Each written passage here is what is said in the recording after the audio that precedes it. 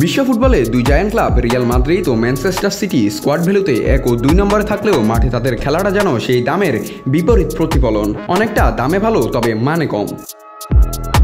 Manchester city এবারের মৌসুমে English premier লিগে শীর্ষ 4 থেকে মৌসুম শেষ করার চ্যালেঞ্জে আছে। চ্যাম্পিয়ন্স লিগ থেকে তারা ছিটকে পড়েছে প্লে অফেই, লিগ কাপ থেকেও বিদায় নিয়েছে চতুর্থ রাউন্ডে।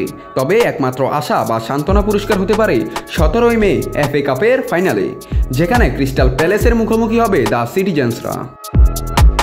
অন্যদিকে রিয়াল মাদ্রিদের অবস্থাও খুব একটা ভালো নয়। লা লিগায় বার্সেলোনার চেয়ে তারা এখনও পিছিয়ে 4 পয়েন্টে, হাতে মাত্র 4 ম্যাচ। চ্যাম্পিয়ন্স লিগ থেকে তারা বিদায় নিয়েছে কোয়ার্টার ফাইনালে। সুপার কোপা ও কোপা দেল রের ফাইনালেও হার। মৌসুমে বড় কোনো শিরোপা নেই, তবে সুপার কাপ এবং ফিফা ইন্টারকন্টিনেন্টাল কাপ আছে লস ব্লাঙ্কোসদের সান্ত্বনা পুরস্কার হিসাবে। তবুও ট্রান্সফার মার্কেট বলছে দামে তারা শীর্ষে। 28 খেলোয়াড়ের সিটি স্কোয়াডের মূল্য 131 কোটি ইউরো, আর রিয়ালের 24 খেলোয়াড়ের স্কোয়াডের দাম 127 কোটি ইউরো। তবে গড় বাজার মূল্য অবশ্য রিয়াল এগিয়ে।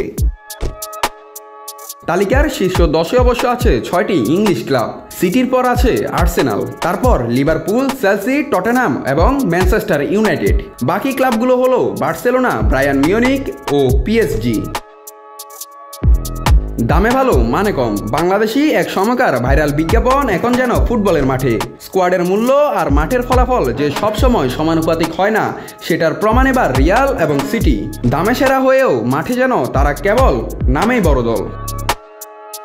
নাত রাহুল, নিউজ না স্পোর্টস।